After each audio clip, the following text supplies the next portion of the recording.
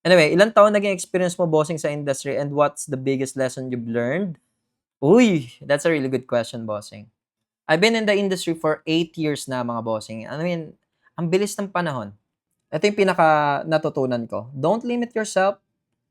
And yung pinaka-favorite kong motto, mga bossing, at lagi ko 'tong sinasabi sa inyo. Kasi mga bossing, pagka nasa IT industry na kayo, sa mga nakikita ko nagiging problema ng mga matatagal na sa industry pero nandodo'n pa rin sa kung anong scope nila is nililimit nila yung sarili nila. Ako kasi I don't really like limiting myself. For example, as a junior dev, ang mindset nyo as a junior dev is, eto lang yung kaya nyong gawin kasi junior pa kayo. 'Di ba? Ako hindi. Nung junior ako, ano yung mga kaya ko pang gawin? Ano pa yung kaya kong i-improve? Ano yung kaya kong i-advance? Ganun yung naging utak ko nung nagsisimula pa lang ako. Lagi akong ahead mag-isip kasi I really love software development. No, the way how I see things is gusto kong ma-meet yung bagay na hindi ko pa kaya or ma-meet yung bagay na na yung above sa kung anong kaya kong gawin. Ayun yung ginagawa ko. Hindi yung tipong kasi usually yung iba, since junior ka pa lang naman yan pa lang yung kaya mo talagang gawin. No. Pagka junior ka pa lang, hindi ibig sabihin junior ka na ito lang yung kaya mong gawin. May mga kaya ka pang hindi mo alam na kaya mo pala. So, yun yung isang part. Don't limit yourself. That's the same thing with pagka nagkaroon na kayo, nag-senior na kayo.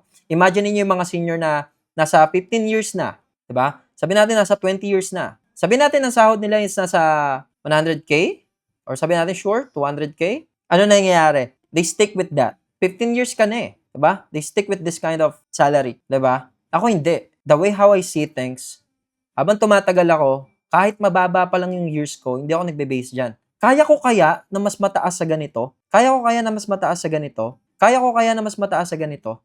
In short, mga bossing, be ambitious. Kasi hindi naman masama eh, 'di ba? Hindi naman masama maging ambitious lalo na kung gusto nyo talagang ma-meet 'yon. Masama maging ambitious kung puro boka lang.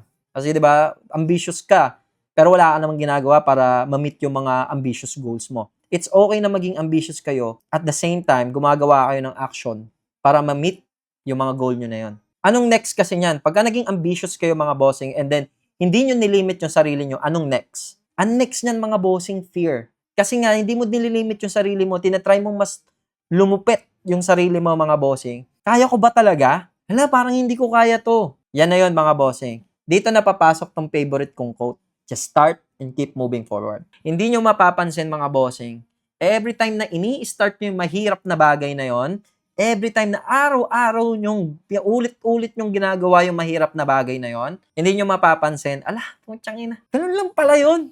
Ang dali lang pala niya. Then, pagka na-experience nyo na yung ganung bagay, mga bossing, mas tataas yung mindset nyo na don't limit yourself.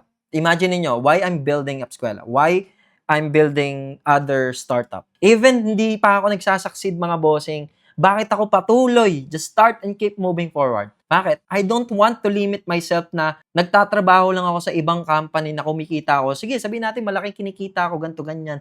Pero hindi. I'm ambitious enough, mga bossing. Gusto ko ng mas mataas pa dun. For me to be able to get to that level, mga bossing, anong kailangan kong gawin? Just start and keep moving forward.